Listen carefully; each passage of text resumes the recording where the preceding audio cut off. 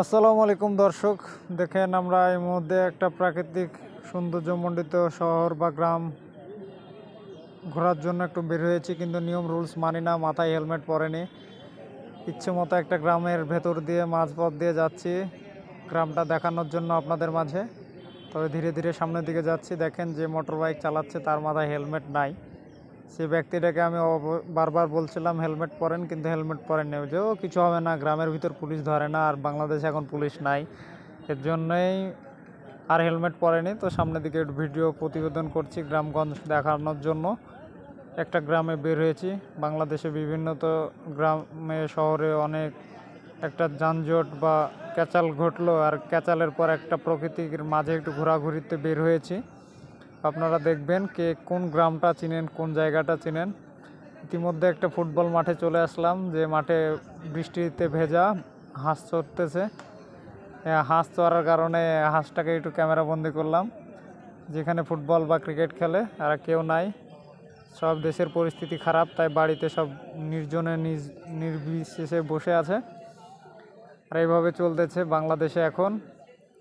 তো ইনশাআল্লাহ বাংলাদেশে একটা সরকার গঠন হয়ে গেছে। সরকার গঠন হয়ে গেলে সব কিছু স্বাভাবিক হবে ইনশাআল্লাহ।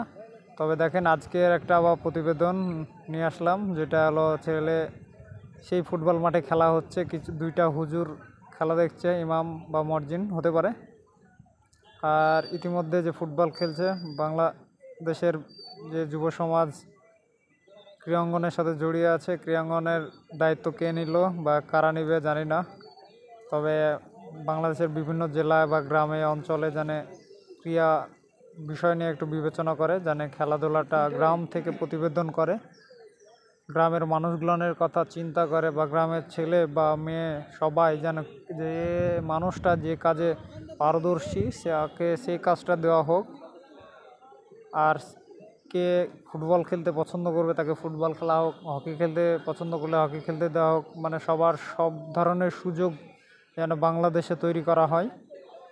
এই বিষয়টা যারা দেখবেন তারা বিবেচনায় নেবেন, যেন বাংলাদেশের প্রত্যেকটা গ্রামে বা শহরে যেই সন্তান বা যে যুবক বা যে ছেলে যে কাজে পারদর্শী তাকে সেই কাজটা করার সুযোগ করে দেওয়া হয়।